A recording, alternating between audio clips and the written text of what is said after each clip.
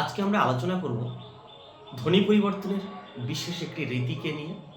সেটি হলো ধ্বনিলোপ এবং ধ্বনিলোপের একটি পর্যায়, যার নাম হলো স্বরধ্বনি লোপ।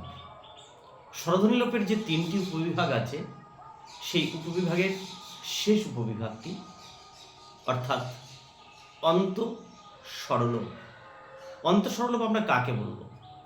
যখন কোনো শব্দ বা পদের শেষে থাকা কোনো স্বরধ্বনিকে আমরা উচ্চারণ না করে সেই শব্দ বা পদকে উচ্চারণ করি, অথবা ওই শব্দ বা পদের শেষ স্বরধ্বনিটি লুপ্ত হয়ে উচ্চারিত হয়, তখন তাকে আমরা বলছি অন্ত স্বরলোপ বা অন্ত স্বরধ্বনি লোপ। যেমন রাতি থেকে রাত, বন্যা থেকে বান, সন্ধ্যা থেকে সাঁঝ, কালী থেকে কাল, এগুলি সবই হলো অন্ত স্বরলোপের বা অন্ত স্বরধ্বনি লোপের উদাহরণ।